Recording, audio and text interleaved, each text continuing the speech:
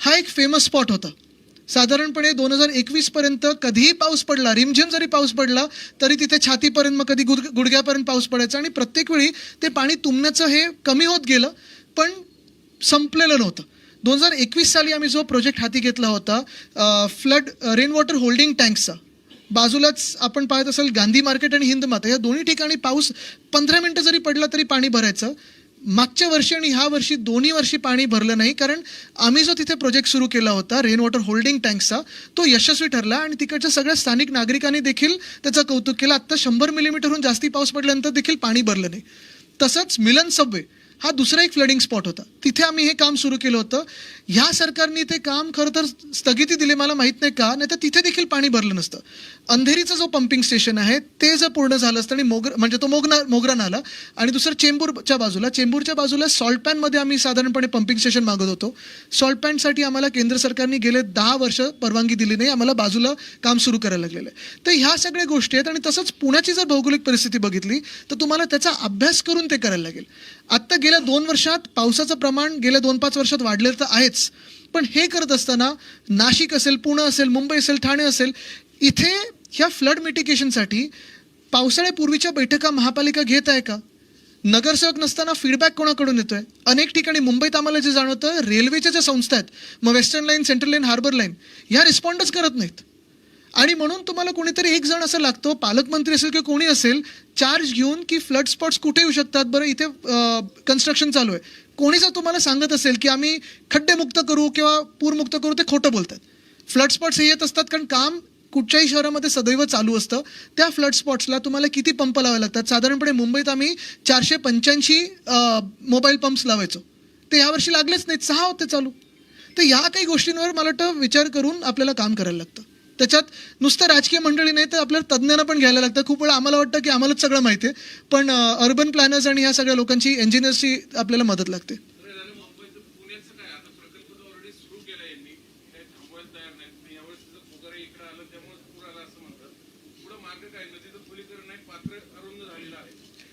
हेच मी सांगत आहे, जेव्हा महाविकास आघाडी सरकार होतं तेव्हा आम्ही याला स्थगिती दिली होती, कारण आम्ही याचा धोका बघितला होता. अनेक कामं आम्ही सुरू ठेवली होती जे आम्हाला वाटत होतं योग्य आहेत, पण काही काही कामं तुम्हाला स्थगिती द्यायलाच लागते, कारण जर कोणी न विचार करता काम करत असेल तर त्याला आपल्याला रोखायला लागतं.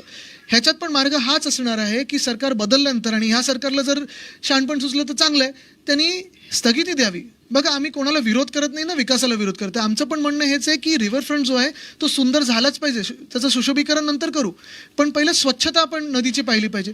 नदीची स्वच्छता म्हणजे 2-3 गोष्टी असतात परत. एक तर फ्लोटिंग डेब्री, जे आजूबाजूचं काही आपले सेटलमेंट्स असतात त्याच्यातून कधी खुर्च्या येतात, कधी गाद्या येतात, कधी कचरा येतो, साहजिक आहे, त्यांना बाहेर दुसरीकडे टाकायला जागा नसते, तर ते होतंय का?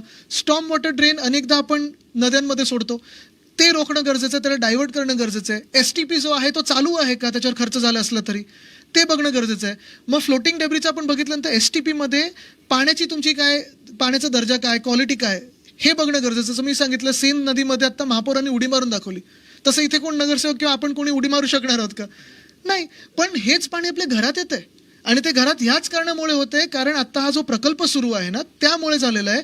ते पहिले ते ज्या काही राडारोडा टाकलाय तो काढून नदी रुंद करणं आणि खोल करणं गरजेचं आहे, नदीला श्वास घेऊ देणं गरजेचं आहे.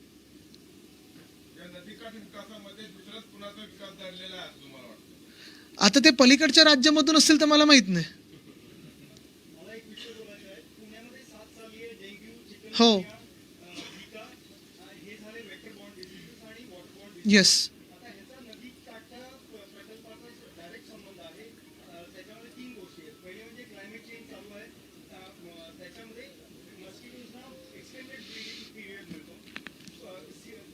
स्टॅग्नंट पाणी दिसतंय मला, बरोबर.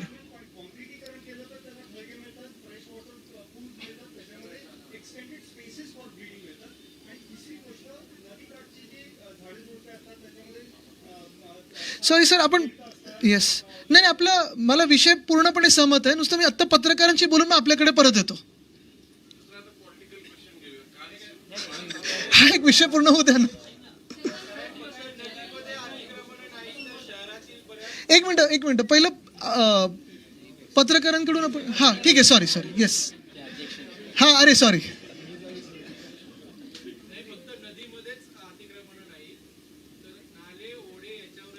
येस. नाही बघा, मी तुम्हाला सांगतो, ही परिस्थिती आपल्या पूर्ण सगळ्या शहरांमध्ये, देशात आणि कुठेही जगात जाल तर नदीकाठी शहर बसतं नदीचा वापर करण्यासाठी, आणि मग ते नदीचं नाला होतं, नाल्याचं गटर होतं, आणि मग पूर आल्यानंतर आपण परत त्याचं रुंदीकरण सुरू करतो. काही काही गोष्टी या कॉम्प्लेक्स असतात, कारण तिथे स्थानिक लोक बसलेले असतात. मग वेगळ्या वेगळ्या सोसायटी असतात, स्लम सोसायटी, हाऊसिंग सोसायटी, त्यांचा दोष नसला तरी कोणीतरी बिल्डरांनी बांधून दिलं असतं. तो प्रश्न आपल्याला थोडा एक वेगळ्या ह्यानी हाताळायला लागेल, कारण त्यांना आपल्याला पुनर्विकास किंवा कुठे बाहेर दुसरीकडे देऊ शकतो का, तो एक प्रश्न झालाच. पण जे आपल्या डोळ्यात देखत आता अजून आपण वाट लावण्याचा प्रयत्न करतोय, तो कुठेतरी SOS मध्ये थांबला पाहिजे. I had suspended this when I was Minister for Environment in Maharashtra. We had gone for a complete relook. If you see, the SIA also has deferred it when it wasn't even our government. This was last year in November 2023. The NGT has spoken. The Honorable High Court has spoken against settlements in the river line. I believe what we should look at is, of course, beautification of the river. Development is true, but we need sustainable development. And what we need to do is, how does this contribute to the city's sustainable growth?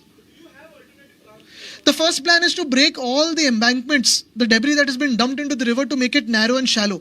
No sensible government in the world will make a river narrow and shallow.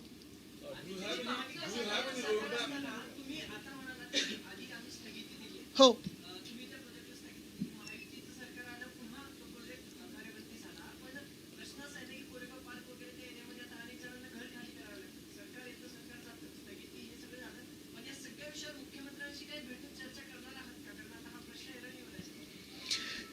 आता काय, ज्यांना कळतं त्यांच्याशी चर्चा करू शकतो आपण, पण कॉन्ट्रॅक्टरची भाषा मी बोलू शकत नाही दुर्दैवाने.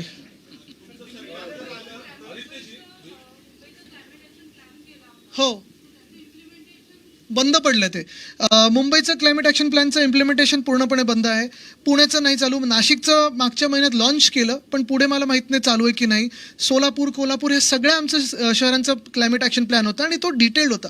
त्याच्यात पहिल्यांदा आम्ही सिव्हिल सोसायटीबरोबर काम केलं, पत्रकारांबरोबर काम केलं, आणि सांगितलं होतं की आमच्या ज्या काही ॲक्शन्स आहेत, चुकीचं आहे, बरोबर आहे, हे आम्हाला तुम्ही दाखवा, योग्य अयोग्य, आणि त्याच्यात दुरुस्त काय करू शकतो. तो सगळा ॲक्शन प्लॅन तयार आहे, तो वेबसाईट्सवर आहे, पण त्याचं पुढे काहीच होत नाही आहे. एक मिनिट, सॉरी, हे करून येते तो. हां.